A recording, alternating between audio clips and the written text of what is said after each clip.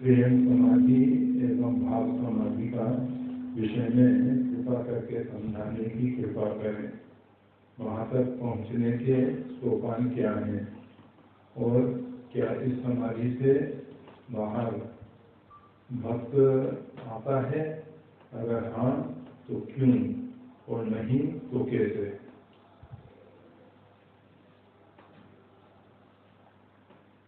समाधि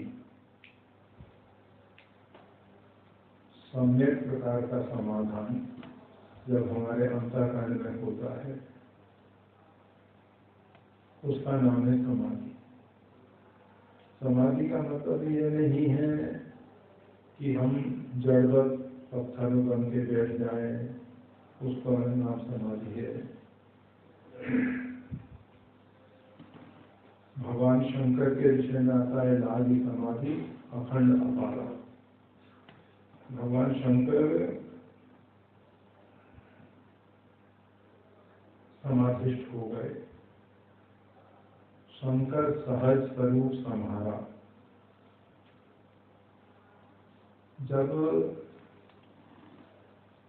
व्यक्ति अपने स्वरूप का स्मरण करता है, अपने स्वरूप में स्थित हो जाता है तो समाधिष्ठ हो जाता है। अपना स्वरूप क्या है? हम सब उस परमात्मा के अभिन्न अंश हैं और वो परमात्मा से भिन्न नहीं है। ये संपूर्ण अस्तित्व जो है एकमात्र परमात्मा ही परमात्मा है। इस बात को अनेकों बार स्पष्ट किया गया है। अनेक वैदिक मंत्र इस बात का प्रतिपादन कर रहे हैं, वेदांत इसका समर्थन कर रहा है और पुराणों के माध्यम से भी इस बात को समझाया गया है कि परमात्मा के अतिरिक्त किंचित मात्र भी दूसरी सत्ता नहीं है। हम परमात्मा से भिन्न नहीं हैं, अलग नहीं हैं। परमात्मा इस स्वरूप को केवल हम कहने लग जाएं कि हम परमात्मा हैं, अहम ब्रह्मास्मि, अर्थात ब्रह्म से हम अलग हो गए। हम जब कहते हैं सो अहम, जो वह है वही हम है, तो जो वो है वो अलग हो गया, हम अलग हो गए। इसलिए ये सब शब्द जो हैं एक भाव के हैं। आप देखिए, सोहम अस्मि इति वृत्ति अखंडा, रामचरितमानस में गोस्वामी तुलसीदास जी महाराज ज्ञान दीपक के प्रसंग में इस बात को स्पष्ट करते हैं। सोहम अस्मि, जो वो ब्रह्म है वही मैं हूँ, इस प्रकार की वृत्ति, अर्थात ये कहने का विषय नहीं है कि सो अहम, ये रखने का विषय नहीं है। ये एक वृत्ति है। ये चित्त की अनेक अनेक प्रकार की वृत्तियां हैं। कुछ वृत्ति ऐसी हैं जो हमको परमात्मा तक पहुंचा देती है। तो हम अपनी जो वृत्ति है उसमें ज्ञान की जो ज्योत है, दीप शिखा सोई परम प्रचंडा, वहाँ जो आत्मज्योति है, ज्ञान दीपक के जो ज्योति है उसका परम प्रकाश हो जाता है, परम प्रकाश हो जाता है। ये वृत्ति के अनुसार अब नहीं कहना चाहिए, फिर भी कहा जाता है। लोग गायत्री मंत्र का जप करते रहते हैं। गायत्री मंत्र में जो कहा गया है, गायत्री मंत्र कहता है जो सृष्टि का सृजन पालन परावर्तन करने वाला परमात्मा है, उसके तेज का हम ध्यान करते हैं, उसके तेज का हम ध्यान करते हैं। गायत्री भर्गो देवस्य, मतलब हम देवता की बात करते हैं, परंतु लोग कहते हैं गायत्री माता, गायत्री माता, गायत्री माता। गायत्री छंद है, जैसे कृष्ण छंद है, अनुष्ठ छंद है, वैसे गायत्री छंद है और छंद की अधिष्ठात्री देवी है, जो चतुर्वक्त्रम 4 मुख वाली है, 5 मुख वाली है। उसमें भी अनेक अनेक मतभेद खड़े हो जाते हैं। तो ये मंत्र को जपते जपते हमारे अंदर से एक वृत्ति पैदा होनी चाहिए, और वो वृत्ति कि हम परमात्मा के तेज का ध्यान करते हैं, अर्थात हमको परमात्मा के तेज के ध्यान में उतर जाना है। और जब हम परमात्मा के तेज के ध्यान में उतर जाते हैं तो होता यह है कि हम नाम की चीज जो मैं हूँ, मूलात्मा कर्ता हनि की मध्य से, ये मूल जीव जो है अपने आप को कर्ता मान लेता है। सारा खेल अनेकों बार इस बात को बहुत स्पष्ट कर दिया गया कि देखो, जब हम प्रगाढ़ नींद में होते हैं उस समय श्वास कौन चलाता है, उस समय पाचन संस्थान कौन चलाता है, रक्त संचार कौन चलाता है। हम तो प्रगाढ़ नींद में, हमारा कोई संकल्प नहीं है कि हम ये करते हैं, परंतु ये सब कार्य हो रहे हैं। हमने जो भोजन किया वो पच रहा है, भोजन डाइजेस्ट होकर उसका रक्त बन रहा है, रक्त जो है सब धातुओं में उसकी परिणति हो रही है। वो क्रमशः सब क्रियाएं, जो बहुत बड़ा प्रोजेक्ट है शरीर, इसमें सब क्रियाएं चल रही हैं। हमको उस समय बिल्कुल तो ये भी नहीं जानते कि हम कहाँ हैं, किस गांव में हैं, किस नगर में हैं, बाहर का तापमान क्या है, यहाँ का तापमान क्या है, कुछ हमको बोध नहीं होता। हमको है नहीं है वो भी नहीं मालूम होता है। ऐसी स्थिति में जो परमात्मा चला रहा है वही की स्थिति जागृत अवस्था में, सूर्यावस्था में पैदा हो जाती है, तो उसका नाम है समाधि। जब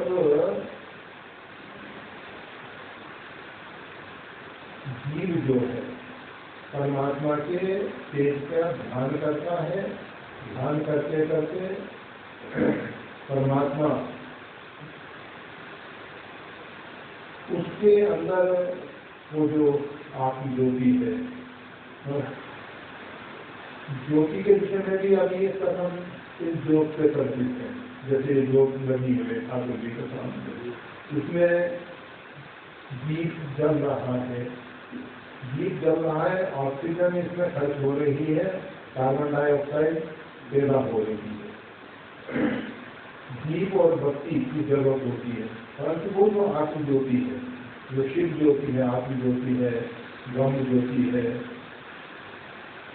उसमें नहीं कहना चाहिए दिया भूतवासी परम प्रकाश रूप जिंदान। वो तो परम प्रकाश है, वहाँ किसी दिए की जरूरत नहीं है, वहाँ किसी प्रकार का प्रदूषण नहीं है, वहाँ किसी प्रकार की अपेक्षा नहीं है कि भाई ये ऑक्सीजन चाहिए तभी दीप जलेगा, दीपक होगा तभी दीप जलेगा, घी होगा, तेल होगा, जो भी उसमें ईंधन जल रहा है, तो वहाँ कुछ नहीं। तो वो ऐसी ज्योति है, उसके लिए वो जो ज्योति है, जीव का अहंकार टूट जाता है, अहंकार जैसी कोई वस्तु उसमें नहीं रहती है। फिर केवल जो हो रहा है वो परमात्मा की प्रेरणा से होता है। हमने अनेकों बार बताया कि सतयुग सब योगी विज्ञानी, सतयुग ऐसा युग था जिसमें सब योग विज्ञान में भी है और भगवान का तेज का ध्यान करते थे।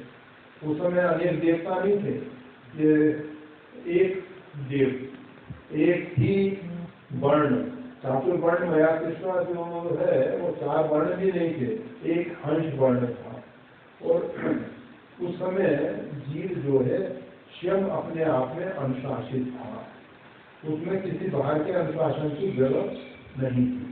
बाद में तो हमको अनेक प्रकार की संहिताएं दी गई कि अमुक कार्य करो, अमुक कार्य न करो, परंतु जो आदि युग है, सतयुग है, उसमें किसी संहिता की जरूरत नहीं है, किसी की अपेक्षा नहीं है। जीव जो है अपने आप में ध्यान में डूब जाता था, और ध्यान में डूबने के बाद उसको निमित्त बना के उसको स्पष्ट अनुभव होता था, मैं शरीर नहीं हूँ। शरीर को निमित्त बना के जो परम चेतना है वो सब कार्य कर रही है, तो उसके द्वारा कोई असल कार्य नहीं होता। गायत्री मंत्र में कहते हैं परमात्मा हमें सत्कर्मों की ओर प्रेरित करें। वहाँ कहने की भी जरूरत नहीं रहती कि हमें सत्कर्मों की ओर प्रेरित करें, क्योंकि वहाँ अहम मिट जाता है, मैं करता ही नहीं रहता हूँ। और फिर उसके द्वारा जो भी होता है, जिस प्रकार से गुरु वशिष्ठ जी ने भरत जी के विषय में कहा, समझो कहो करो तुम कोई धर्म सार्जन होइए से। आप जो कहेंगे, जो आप समझेंगे, जो आप करेंगे, वही धर्म का सार होगा। तो जब व्यक्ति ध्यानावस्थित होकर उस परमात्मा के तेज में लीन हो जाता है, डूब जाता है, तो प्रकृति, इसमें लिखा है समाधि से भक्त बाहर वहां तक पहुंचने का सोपान किया है। और क्या इस समाधि से बाहर भक्त आता है? तो बाहर आने का कारण क्या है? कारण एक ही है कि जीव जो है प्रारब्ध लेके आया है, शरीर जो है प्रारब्ध से खड़ा हुआ है, क्रियमान, संचित और प्रारब्ध, तीन प्रकार के कर्म है। तो क्रियमान और संचित इनको ज्ञानाग्नि दग्ध कर देती है, तो प्रारब्ध तो भोगना ही पड़ेगा। इसीलिए देखा जाता है बड़े बड़े महापुरुषों को भी अनेक प्रकार की शारीरिक व्याधियों से गुजरना पड़ता है, अनेक प्रकार की जो समस्याएं हैं, क्योंकि ऋणानुबंधन से जीव आया हुआ है। अब वो भले ही उस ऊंची कक्षा में पहुंच चुके हैं जहाँ कर्म का बंधन नहीं है, परंतु अभी नवीन जो क्रियमान कर्म है वो, और जो संचित कर्म है जो पहले का संग्रह है, इन दोनों को तो ज्ञानाग्नि ने नष्ट कर दिया, जला के खा कर दिया। केवल रह गया प्रारब्ध, तो प्रारब्ध को भोगना ही पड़ता है। कि ऋषि महर्षि जब परम सत्य को प्राप्त करते हैं, चाहे भगवान बुद्ध हो, महावीर हो, अपने आचार्य श्री हो, भगवान वेद व्यास हो, जितने भी आचार्य हुए, सब आचार्य को, किसी को छोटा बड़ा नहीं कह रहे हैं, हम तो केवल बता रहे हैं। उन्होंने जब, वैसे तो वो उस कक्षा में हैं कि उनको साधना तपस्या की कोई जरूरत नहीं है, परंतु उन्होंने साधना हम जैसे जल जीवों के लिए की।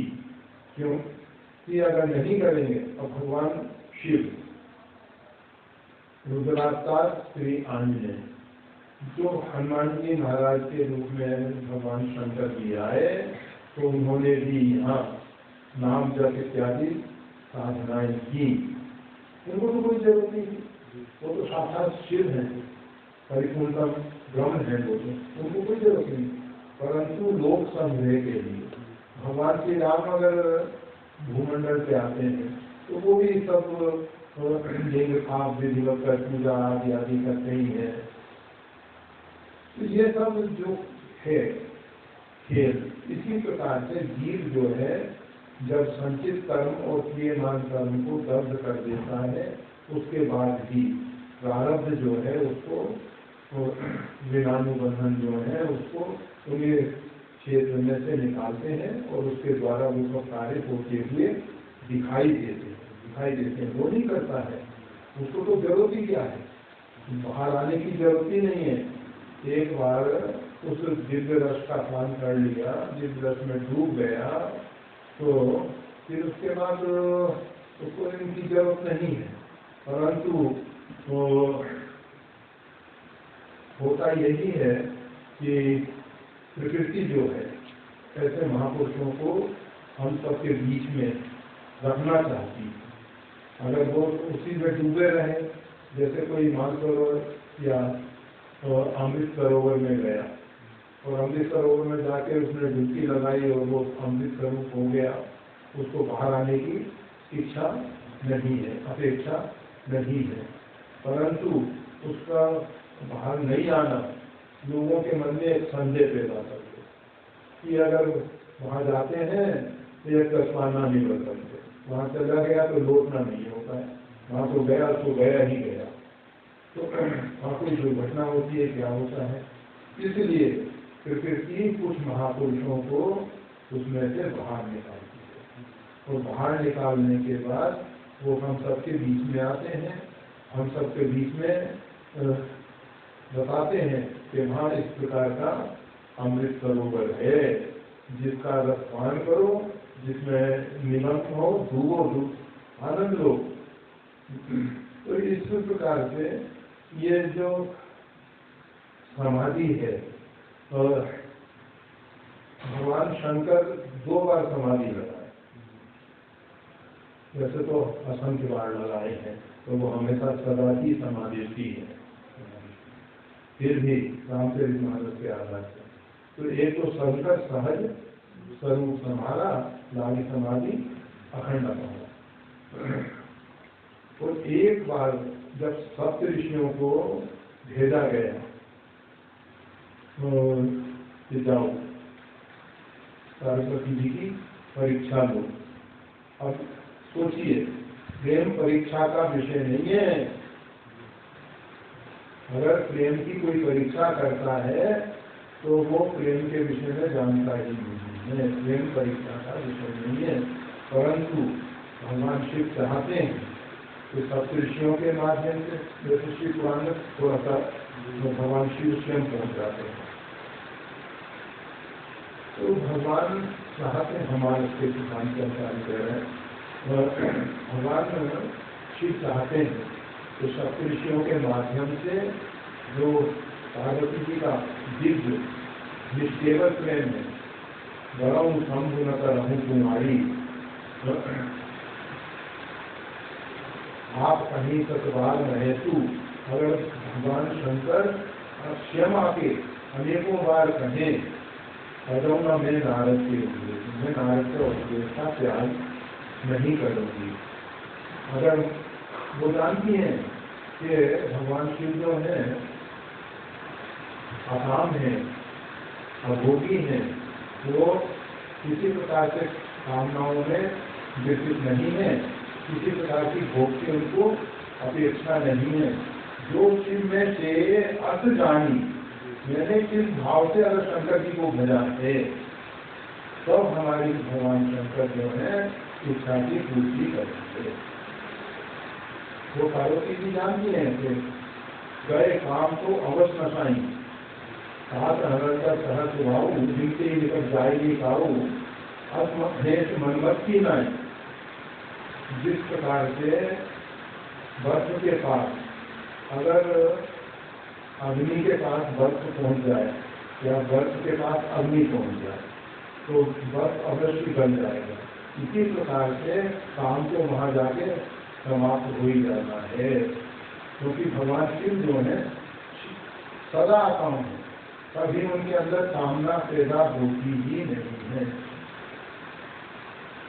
तो सप्तऋषि के माध्यम से भगवान शंकर ने पार्वती जी की परीक्षा लेके महादेव अभुन भवन विष्णु सकल गुण धाम यही कर मंगम जायसना कायसन काम, और पार्वती जी ने स्पष्ट कह दिया सप्तऋषि देखो, तो तुम्हारे कहने के अनुसार, आपके कथनानुसार महादेव अभुन भवन, मेरे कथनानुसार नहीं, और आपके कथनानुसार अगर शिव में बहुत से अभुन है जो आपने बताया, अकाम है शिव, और शिव में मात के जीना, माता पिता उनके कोई है नहीं, और जीव मान भाव खाए, आदि आदि बहुत सी बातें कही हैं।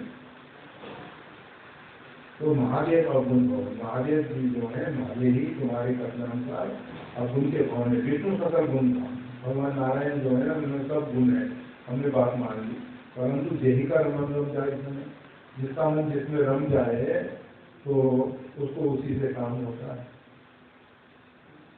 इसके बाद जब परीक्षा के बाद सप्तऋषि पार्वती जी की जय जयकार करके फिर आप साक्षात भवानी है, आप भगवान शंकर की अर्धांगिनी है, और उनकी जय जयकार करके भगवान शंकर के पास आए। तो शंकर जी ने जब पार्वती जी के प्रेम के विषय में सुना फिर समाधिष्ट हो गए, और फिर देवताओं को आके, कामदेव को लाके किस प्रकार से सब खेल खेलना पड़ा, सब जाके फिर शंकर जी विवाह के लिए तैयार हुए। नहीं तो दोबारा समाधि में कैसे जाना था? तो समाधि दो प्रकार से लगती, जैसे असंख्य प्रकार से लग सकती है, अनंत प्रकार से लग सकती है। तो यहाँ भगवान शंकर ने मानस के माध्यम से दो प्रकार के समाधि में प्रवेश का संदेश दिया है। एक तो प्रेम समाधि, भगवान शंकर पार्वती जी के दिव्य प्रेम, अलौकिक प्रेम, जिसमें वासना की गंध नहीं है, पूर्ण रूपेण जो निर्वासनिक है, उस प्रेम के भाव में इतने डूबे समाधिष्ट हो गए। तो ये प्रेम समाधि, भाव समाधि और कुछ नहीं है, उसका चिंतन जो है, प्रेम जो दिव्य तत्व है, जहाँ वो प्रकट हो जाता है, उसका केवल चिंतन मात्र व्यक्ति को समाधिष्ट कर देता है। जब भगवान शंकर जैसे त्रिभुवन गुरु समाधिष्ट हो जाते हैं तो साधारण जीव की बात क्या है। और मानस में भी कुछ क्षणों के लिए तो प्रेम भरा मंदिर गति छूछा, कोई कुछ कहे ना कोई कुछ पूछा, चित्र लिखे, बस सब बिल्कुल स्तब्ध हो गए हैं, जैसे कोई पाषाण की मूर्ति हो, चित्र अंकित कर दिया गया हो, ऐसी स्थिति। तो ये सब जो समाधि के रूप हैं, किसी भी प्रकार से उस स्थिति में प्रेम भरा, प्रेम से जब हम परिपूर्ण हो जाते हैं, प्रेम को अभी हम नहीं जानते हैं, इसलिए हम प्रेम का जो एक कलुषित रूप है, एक बहुत निकृष्ट रूप है काम, तो उसके विषय तक ही हम प्रेम को जानते हैं। हमने दिव्य प्रेम को नहीं जाना है। दिव्य प्रेम को जिस दिन जिस क्षण जान जाएंगे तो बस अपने आप में मस्त हो जाएंगे, आनंदित हो जाएंगे, दिव्य समाधि लग जाएगी। तो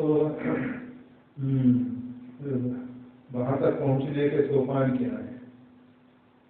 प्रेम न बाड़ी पूछे, प्रेम न हाट बिकाए, राजा प्रजा जो रुचे शीश दिए ले जा। एक ही उपाय है, शीश दो और प्रेम खरीदो। प्रेम किसी बाजार में नहीं बिकता, प्रेम किसी खेत की उपज नहीं है, प्रेम के लिए एक मूल्य चुकाना पड़ता है। दो चीजें हैं, शीश दिए ले जाए, एक तो गर्व भरा मस्तक, अभिमान अहंकार, ये गणित होता है। दूसरा विचार शून्य हो जाए, मस्तिष्क में एक तो अहंकार भरा हुआ है, गर्व भरा मस्तिष्क है, दूसरा इसमें विचार चलते रहते हैं। तो जहाँ विचार शांत हो जाते हैं, विचार शून्य स्थिति आ जाती है, चित्त वृत्ति निरोध हो जाता है, उस समय फिर ये प्रेम प्रकट होता है, उस समय प्रेम प्रकट होता है। प्रेम ऐसे नहीं पाते हैं। प्रेम के लिए वैसे अनेक हैं कि आपके रुक्मणी जी भगवान के विषय में लौकिक दृष्टि से, वैसे तो उनकी साक्षात आदिशक्ति भगवती जगदम्बा लक्ष्मी जी ही रुक्मणी जी के रूप में प्रकट हुई है, परंतु लौकिक दृष्टि से उन्होंने दिखा दिया कि भगवान श्री कृष्ण के विषय में सुनकर, भगवान श्री कृष्ण का देखा नहीं है उन्होंने, सुनकर उनका प्रेम हो गया। होता क्या है, प्रेम हमारे अंदर पहले से है और उसके ऊपर जो आवरण आ गए हैं वो दूर हो जाते हैं, आवरण दूर हो जाते हैं, प्रेम प्रकट हो जाता है। एक व्यक्ति पूछ रहा था ज्ञान कैसे प्रकट, तो ज्ञान तो हमारे स्वरूप में है, हम ज्ञान स्वरूप में, हम प्रेम स्वरूप हैं। परंतु जैसे पृथ्वी में पानी है, उस पानी के ऊपर मिट्टी पत्थर इत्यादि आवरण आ गए, उनको हटा देते हैं, कुआं खोदते हैं, पानी निकल जाता है। पानी तो था, केवल उसके ऊपर मिट्टी पत्थर थे, जोर लगाते हैं ऐसा। तो प्रेम अंदर है, दिव्य प्रेम, पवित्र प्रेम, निष्केवल प्रेम, निर्वाचनिक प्रेम। तो वहां तक पहुंचने के सोपान क्या है? मन विक्षेप आवरण को हटा दो, प्रेम हमारे अंदर से प्रकट हो जाएगा। दूसरा ये है कि ये जो हम बहुत कुछ हमेशा चिंतन करते रहते हैं, भूत भविष्य, कल क्या होगा, कैसे होगा, हमने अमुक समय ऐसा किया, अमुक समय ऐसा किया, अमुक समय ऐसा किया, और तो वो जो चिंतन है, कल का चिंतन, मतलब भूतकाल का चिंतन, भविष्य का चिंतन, ये सब से ऊपर उठ जाए और केवल शांत स्वरूप में स्थित हो जाए, तो बस प्रेम प्रकट हो जाएगा। और तो बस और क्या समाधि से बाहर भक्त आता है, उसका जवाब पहले ही दे दिया गया। अगर हाँ तो क्यों? क्योंकि समाज को प्रकृति उपदेश देना चाहती, प्रकृति देना चाहती है, वो महापुरुष नहीं देना चाहते। महापुरुष तो किसी को अज्ञानी मानते ही नहीं। अगर ज्ञानी की दृष्टि में, महापुरुषों की दृष्टि में, साधु संतों की दृष्टि में कोई अज्ञानी है, तो वो स्वयं अज्ञानी, वो किसी को अज्ञानी नहीं मानते। परंतु प्रकृति चाहती है कि ऐसे दिव्य महापुरुषों को निमित्त बना के। वैसे तो महापुरुषों में देखो, हनुमान जी, एक मंद में मोहब्बत कुटिल हृदय अज्ञान, हनुमान जी जो ज्ञानी नाम और गण्य है, उनमें कितनी दीनता है, कितनी कार्पण्यता है कि एक मंद में मोहब्बत। हनुमान जी ना तो मोह के बस में है, ना मंद बुद्धि है, फिर भी इतनी दीनता है। और जब तक ये दीन भाव, ज्ञान भाव नहीं आता, तब तक हम परमात्मा से दूर हो रहे हैं। हमारे अंदर जो हमारा अहम है, अहंकार है, वही सबसे बड़ा शत्रु बैठा हुआ है, वही हमको परमात्मा से दूर कर रहा है। तो इससे बाहर आने के लिए प्रकृति उन महापुरुषों को लाती है बाहर। वो तो बाहर आने की इच्छा नहीं है, और नहीं तो कैसे? नहीं आने का तो प्रश्न, बहुत से महापुरुष ऐसे हैं कि जिनका प्रारब्ध शेष हो चुका है, और प्रकृति चाहती है कि अब ये अपने दिव्य स्वरूप में आके जैसे भी परमात्मा के संकल्प हो वैसा करें। जय श्री राम।